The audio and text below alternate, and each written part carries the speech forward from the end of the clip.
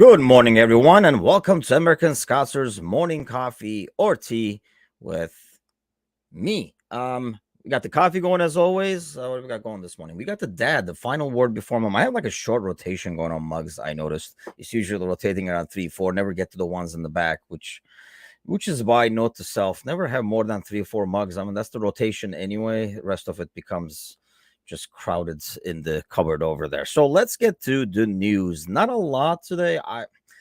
After what we talked about yesterday, I did get, by the way, after yesterday, heck, I didn't know so many people listened. I got quite a few messages from different people. I also had like conversations that I initiated as well, but got quite a few messages about the conversation we had yesterday regarding the FSG outs people and all that. And I want to clarify something because this was something that was asked that, why is it not okay to criticize? I think it's more than okay to criticize, and you can criticize FSG. I mentioned it yesterday. There were like things that they do not do well, they have done wrong, they have gone back on their mistakes, whether you can say that's due to the pressure from the fans or whatever it might be, or financial pressure, whatever it is, one way or the other, they have gone back and fixed those errors. I'm totally okay with the criticism. I mean, everybody deserves it. That's, it could be the players, it could be club, it could be FSG. It just has to be in proportion and more like consistent.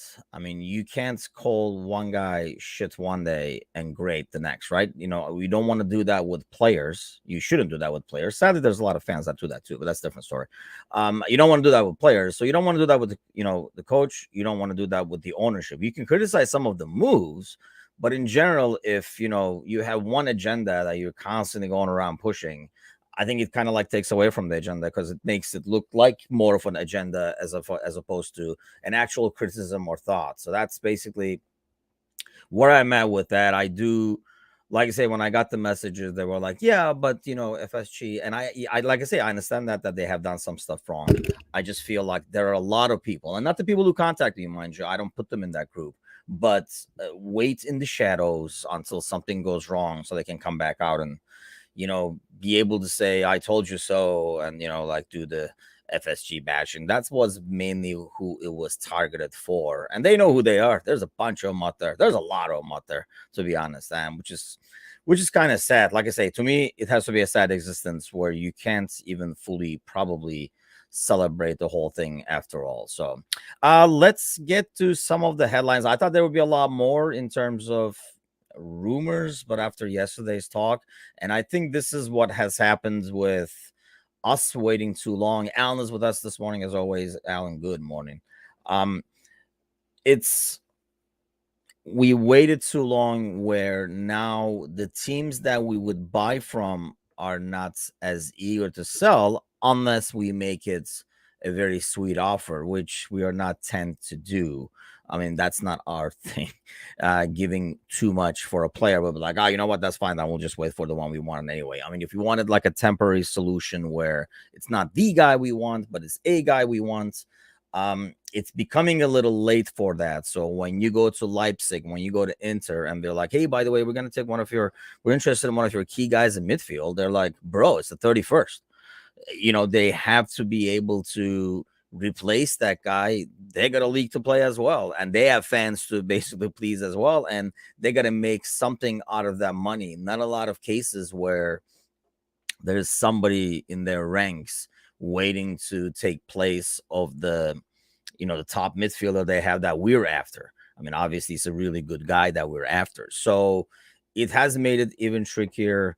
I'm not sure if it is going to happen or not. One of the headlines was Fabrizio Romano, who's basically just is a very reliable source, but for the most part just chases around other people's things and then just taps them in at the end and announces it as news. But really, so you hear it from him, usually it is not news or if it is official. But he was talking about like Barella and Lima in terms of like possibilities, no longer possibilities, mainly for that reason that they are not able to what you want to call it, replace that guy, and therefore not be able to sell him. He's not in the market mainly because of that. I mean, obviously they're not going to be like, no matter the price, but hey, I mean, there is a price. It's just not the price that we will be willing to pay at that point. So Alan has some headlines for us. Yeah, I mean, this was Aubameyang has a broken jaw when he was smashed on the chin with an iron bar in the armed burglary of his house. We talked about that story. I think it was like Friday. It was just coming out. I think maybe it was Thursday. I can't remember, but it was just coming out, and could have been Monday. These days are blending into each other, obviously. Alan says good morning. We got two Allens this morning. It's one of those deals, and there was another one. I can't remember the name of the player now who had their house broken into. It's one thing to have your house broken into when they're like Patrick has a game, not with Pierre has a game today, like he's not gonna be at home, and then like, oh, okay, it's like just a thief that's basically monitoring your house, and whenever you're gone, they're gonna break in. But to break in like an armed burglary, kind of like with force and I mean, it's not good when it happens to anybody, and obviously, like when you,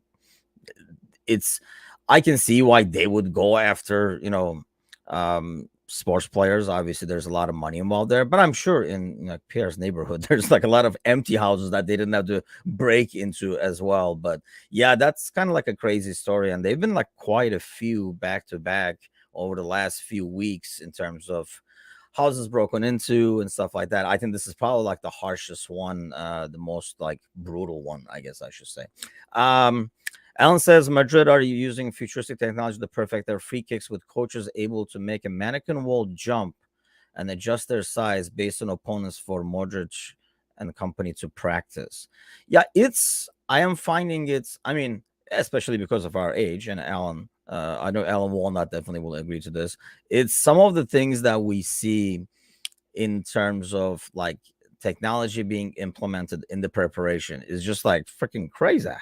Like Liverpool does this too. They're going around with the things in their heads to kind of like monitor their like calmness and all that kind of stuff. I mean, it's obviously it's natural and it's definitely useful, so you could see it coming, but maybe you couldn't. Like I couldn't see it coming. Back in the day, I cannot envision a scenario like that where, I mean, obviously it's not like high school and college teams are using it, but I would say yet probably as this stuff becomes more available, as it becomes more legitimate, maybe like proven to work well, etc., they will be in colleges next, in high schools next. Before you know it, you'll be having like freaking like 4-year-olds running around with like helmets with like little things in there to monitor their reaction time or something crazy like that. But yeah, it is crazy. I find it very fascinating, to be honest with you, to just kind of like see all these things they're doing, especially when they start paying dividends. I mean, we don't want it to pay dividends for Madrid, that's for sure. But it's interesting to see what is implemented to the game that way. The going back to rumors, the only one that's has a little bit of legs is Tielemans has a bid from Leicester. It's not even know if it's us or Arsenal or somebody like that. I saw 19 million, which sounds about like a good bargain, temporary buy. So maybe it is us. That's Brandon Rogers. Not that we're bashing Rogers here in the morning on this show, but it is sounding more and more like moving sale or going out of business sale or something like that, where Rogers like, looks like I'm gonna get canned. You want Fofana? Okay, and I don't think they're helping the case if this is coming from ownership that in terms of like financial needs, and that's why they're moving a lot of these people. They're setting themselves up for like failure in the long run. This team is already struggling, and mind you, okay, like Fofana was not playing, so it's not like you're losing a player that was but if he was on the field, he would probably help you succeed. I mean, you can't freaking hurt. They're like dead last in the league, and they conceded like 10 goals apart from Bournemouth, which is thanks to us. They're like really the second highest team in terms of like conceding goals. So Fana would have been useful there. Obviously, Tielemans will continue to be useful. I'm kind of torn on Tielemans. I know Bickler on our podcast on Monday is very big on him and has been for quite some time. And I think we've always said, and I've kind of like been on that side of the argument too, that yeah, he's a very useful player, probably fits the system in terms of what we need. He's going to do the hard work to kind of like the the blue collar guy in the midfield, but he's also able to create, he's also able to like contribute goals and stuff like that too. So like a happy medium, a genie-ish kind of like dude. The only thing is, as we've talked more about him, and maybe his availability has come to question over like the last season or so, as I watch Leicester games, and I know this is because partially, heck, it is Leicester. It's like defending is not their forte, but I do see him like not track back at times. I do see him at times where he loses the ball and basically creates the situation in the first place because he's like trying to force something in, um, and looks at times disinterested, like when he's not tracking back. But that goes back to what we were talking about, I think, last week in terms of some players up here being already gone because they almost like we were talking about this with Bowen, for example, on the Premier League show, in terms of, like being almost like, oh, I'm gone here now. And then you're like, oh shit, I'm still here. Like, you had like another job offer or like a possibility, and you're like so interested in that one, even though you liked your old job. When that thing falls through, you go back, you're like, ugh, I'm still doing this thing. So that's like the concern there, I think. But maybe when that opportunity comes up again, you're like, yes, I'm still interested, and then you bring the guy over. Maybe you get the old Tielemans back. Gally is with us this morning. Who knew Gally woke up? Or Gally does wake up. Who knew Gally could sneak away from work? Is more like it. Tielemans has completely down tools and in some ways giving zero effort, which started midway through last season. Almost feel like he's still living the glory of that strike in the FA Cup final.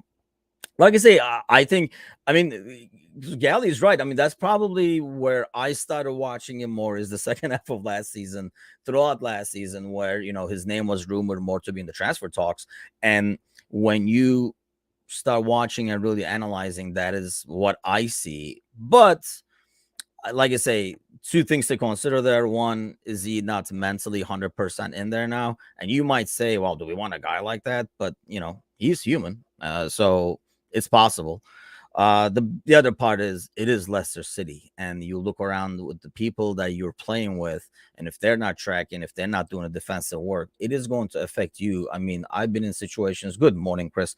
Been in situations where, and I think everybody has been on some teams sometimes, where after a while you're like, either you get too irate. I know I do. I get way too irate if I'm the only one trying, and I get the feeling that I'm the only one trying. I tend to get extremely irate at everybody around me. But there are players that basically just shut down when they start seeing that. And over the course of a season, that's more likely to happen in a team environment where you're there every freaking day together. So Gala says, kind of like Curtis Jones and desire to keep trying to recreate the world against Everton. Yeah, man. I almost like know it now when I see him on that side, and then he looks up and I'm like, oh shit, here we go again. Like he's going to try that shot, and he's gotten close once or twice, but I guess if you take so many of them, you're going to get close and, try to duplicate it. I mean, it was a worldie. We'll give him that. That's for sure. And it was a shock, and it was an awesome moment. But yeah, he has been trying it over and over and over again. Obviously, it's game day today. I don't want to talk way too much about the game. Hoping to do a pre-match before the game once the lineup is announced. Not a lot of like key matchups. I mean, I don't see Nottingham Forest doing anything against City. I think that's gonna be a Liverpool Bournemouth type of game. But Manchester City might kind of like hold it down and like win like 4-0 or 5-1 or something like that. We'll see what Gerrard does against Arsenal. I will not expect a lot from that, but you never know. Probably the other only game that could be interesting is West Ham against Spurs. I mean, did that win wake West Ham up? Are they going to be able to kind of give Spurs a tough time at home? That's going to be interesting to see. Probably, obviously, not going to be able to watch it because we're going to be watching our boys. But and in terms of us, I mean, we were talking about this on the Monday podcast. I know Gally, for example, is more in favor of like a rotation. And Chris says, yeah, Newcastle does have a lot of injuries. We were talking about it yesterday. They're playing. I mean, I don't think Saint is playing. Callum Wilson is not playing, and I'm forgetting another name who's not playing. So they are missing a lot of players. But that always kind of like scares me because then, like we kind of like talk down who can go in. And, like we're like, oh, like the sub is going to, Saint is not there. And then the guy who plays like Frazier comes in and like just like lights up the world to show that, he deserves a spot or something like that too. So you don't want to kind of like lean too much into that. Oh, who knew boys woke up in the mornings? Man, like quite the morning this morning. Boys is up as always. He's predicting the 4-0. That's the standard prediction. I think he must just like copy paste that anytime we talk predictions at the scoreline. But hey, I'm all for that. I'm all for like a 4-0 win today. Yeah, Newcastle has those injuries. I would rather have us start with the same 11 and hopefully have a Bournemouth like game where we take the lead early, control the game, and then start rotating afterwards. I kind of worry about keeping someone. The only one that I would probably be very okay with, and I don't think it would make us drop a lot, it would be Costas Forovo. Apart from that, I don't know if I want to change anything. Just keep as is, and then hopefully get the game under control, and then start rotating and get people some rest, because we are playing. I mean, Everton did play away against Leeds. What a crazy game that was, by the way. But they played against Leeds and away, so that is a tiring game too. But obviously we have one less day. It's the Saturday early game, so it's going to be, yeah, you do need fresher legs. But then again, the way Everton plays, where they take like 30 seconds for every kick, you get a lot of rest time during the game too. That's going to be very, very frustrating this Saturday. So I hope we get an early game, because they are home. They're not going to get their fans freaking know. You know what I mean? The fans are going to know, like, go at him, get him. That's not going to happen. So it's not like the fans are going to push them to play any faster. The fans will be more than happy with the point, I think, as well. So it's not like yesterday's game where you could kind of get the pressure from, like, the fans, the Leeds coach on the sideline and all that kind of stuff, which, by the way, I still did not understand where, Pickford only got the, oh, I'm adding this so that signal, as opposed to what happened to trying to speed up the game. I mean, so the guy gets clobbered in the midfield. We're like, oh, that's okay, keep going, because we want to speed up the game, which I'm okay with. But then Pickford is like over there, like having a sandwich before he keeps a goal kick. And we're like, hey, we're adding this, by the way. And then after all that he said, they added 3 minutes. So I'm like, he spent 5 minutes on goal kicks alone, I think. Leave alone like anything else, any other injuries or VAR or whatever else happened during the game. So I was kind of like shocked to see that. And I know as a Leeds fan, I would be very frustrated, and get ready, because as a Liverpool fan, we will be very frustrated this Saturday. He is Chris says Pickford is already wasting time for derby. He's not drinking the coffee, like lifting the mug, putting it back down, pushing it side a little bit. Yeah, I mean, it's kind of like appalling to watch. I mean, first of all, because I hate Pickford, and I have a dislike for Everton. So it's disgusting to watch to start with. And then, watching that, it's like, I'm here to watch a game, because when the ball is in play, it was like a ridiculously hectic and fast-paced game. Was it the greatest game? Maybe not, but it was so fast-paced. You were like, what the hell is going on? It was just like nuts. Did not like play like a Premier League game in some ways, because nobody was able to.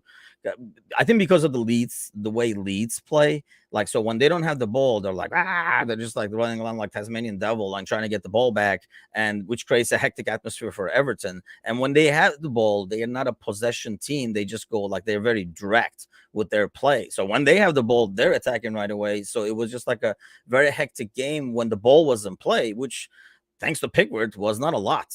It was constantly like, there were so many stoppages, fouls. Every foul was taken 30 seconds. It's it's just like ridiculous. Chris says when he gets a package from Amazon, he lays on it for 10 minutes before opening it. Yeah, I would not put it past him, especially if it's coming from Liverpool or Leeds, probably. I mean, it was just like kind of made it hard to watch. Let's put it that way. And I feel like if we're trying to really speed up the game, that's something that should be addressed, because I mean, it slowed the game down a lot, very visibly. So why allow that is beyond me. But it's kind of like the poor refereeing that we kind of run into over and over again. Aside from that, real quick, Southampton beating Chelsea yesterday, and Chelsea had the lead in that game as well, in the first half, with Sterling again, who is really, when you watch Chelsea, they look like they're out of ideas when they're attacking in some ways. And I don't think while Sterling has done very well for him, the only sparks really come from Sterling, where his unpredictability, like when is he going to dive, kind of a thing, especially when he's like in and around the box over there. But his movements and his kind of like agility is the only thing that kind of like creates stuff for them, and they struggle. I feel like Havertz is not working very well with Sterling there so far. So that's going to be something they will need to figure out. Zaha scores like a beautiful goal yesterday, but that Brentford game, I didn't get to watch it a lot, but they end up with a 1-1. Fulham beats Brighton, which I honestly did not see that coming. The way, we've been raving about how Brighton plays. I really enjoy, like, that's a team I really enjoy watching. And so that was kind of like a shocker of a result over there. So what do you guys have for predictions for today's game? Let me know. We know Buzz because it was 4-0. If I knew he was awake, he wouldn't even have to type that in. I could have told you guys that was going to be his prediction. But I'm hoping for like a 3-0 win or a 3-1. I'll take, as long as it's not the stressful kind of 3-1, where it's like 2-1 for a long time before we get the third kind of deal. Ideal scenario really is, when I say a Bournemouth-like game, I mean, you're not going to have another 9-0 game, but a game we take control of early, score early, and be able to rotate. I think it's a key game. Bournemouth was a key game in terms of like making things right. And now that we see that, after the Bournemouth game, the thing is now, hey, did we make it right? Like, did we turn the corner? Are we back to where we should be? And are we going to be able to kind of like keep it going? Build that on that momentum. That's going to be the key thing. Otherwise, I mean, if you think about it, forget the fact that it's 31st and we have like a day or basically two. I think tomorrow counts as well, for the transfer market. Even if nobody comes in, as people are coming back, at least for the season, if we start building some momentum, I think we will get things going. Is Isak even available to play? Walnut says should be 3-0 if Isak doesn't play, but would love another 4-3 victory. Why the hell would you want a 4-3, man? We're trying to, my doctor does not agree, and my doctor does not agree with Michael Martin as well, who says 2-1. Chris says 3-0 if no one sends Maximin, 4-2 if he plays. Honestly, like, I'm more about Saint Maximin than Isak, because I think Isak is the kind of player that needs the service, whereas the former can just create something out of nothing and kind of cause havoc by himself. I see him more as a Zaha type of player that who we normally have a lot more problems with, because they do not need to be fed. They can kind of like take the ball and do something crazy, use their pace and agility and stuff like that, and create something out of nothing and suddenly make a cut that drops two people or something like that. Whereas you're going to know mostly where I think it is Isak, right? I hope it's not Isaac. Could be Isaac, I guess. Let me know. Is it Isak? Is it Isaac? I know when I watched him, I think it was at the Euros, was very impressed with him. And it was one of those, like, as you watch, you're like, man, I wish we got this guy. Kind of a guy at the time. I really was impressed with his play. I just know, like, knew that he wouldn't fit our system at the time anyway. But yeah, I'm not as worried about him. Probably worried more about Saint Maximin playing and doing what he does to teams, which is kind of like cause havoc. That's what I'd be afraid of. Like, if Isak is out there with Saint Maximin, I think they're going to be a good team, because while he causes the havoc, he can play a pass to a wide open. That's like now where everybody's watching where the hell Saint Maximin is going to run to. But otherwise, I don't think so. Michael Martin says, in sports globally, games that follow huge offensive output often leave you wishing you could save some of the goals from the last game. That's why he says 2-1. I agree. And that's, it's one of those, like, as you watch the Bournemouth games, like, okay, man, let's just save it. I know it doesn't work like that, but psychologically, you want to be like, okay, why don't we use this next week? Like, we'll score this next week. Can we use this? Put it in your pocket, bring it out next week when you're playing Newcastle. But yeah, I know what you mean. I'm just hoping it's more sometimes for player like Diaz, a player like Bobby. Sometimes it's all about seeing that ball go into the net from your foot, if you will. And like kind of like knowing, like, I'm back, baby, kind of a feeling. I'm hoping that's basically bruised, especially for Diaz. We've been seeing it this year, right? I mean, there was a lot of questions even after the first week and stuff, like about his finishing, blah blah blah. I mean, he scored a worldie. Was that Palace game? Obviously, he gets two headers last week. So aside from creating, he's able to start contributing with goals. So I think that's a big thing for a player like that who I'm sure heard, oh man, nothing is going on, hitting the post, going out, getting blocked, blah blah blah. And so I think something like that, I'm hoping helps a player like that, saying, seeing it go into the net from you and getting that feeling of the goal, another goal, another goal. And it just kind of like becomes a habit. I mean, at one point, we talked about this in terms of like confidence. I think we're talking about it with Bowen again in the Premier League show. Sometimes you get that, players get that confidence. I mean, Mo had this last year. I remember that fourth goal against United. It's a first time shot to, I think it's Jota's pass. And that ball is like kind of like bouncing and stuff like that. A Mo who's not confident is probably trying to control that, or maybe like do an extra move and stuff like that, maybe getting the shot blocked or something. Whereas that Mo just took a first time because he was like crazy at the time. Anything he touched turned into gold, and he just cracked the shot and it went in. And I think that's when players get that confidence, they stop almost thinking, they reacting. They're like, this is gonna go in. Like, you shoot to see if it's gonna go in. I mean, I was a defender, so when I took a shot, it was more like, let's see what the fuck happens. And sometimes, you would be like midway through the shot, you'd be like, holy shit, this could be going in. But as an attacker, I think, like if you have the confidence as, yeah, this is gonna go in. What? I mean, I'm taking a shot to the bottom left corner. It's like those guys who are really good on pool, and that's not me. They're like, left bottom, and I just like put it right where they want it. Whereas I'm like, hopefully, even if it doesn't go that one, it'll come back around and go to the other corner or something like that. So yes, I suck at pool as well. So we'll see you guys in the pre-match. Hopefully, once the lineups get announced, kind of like look at what happened, see if there is a rotation or not. And hopefully we'll get the results. I'm okay with all these predictions in terms of the final results. My doctor would not approve some of them, too close for comfort. But let's hope for another enjoyable game. Saturday was definitely fun to watch. Like I say, that's never going to, I want to say never, but that's not going to happen anytime soon. Let's just hope to see. I just want to see that team.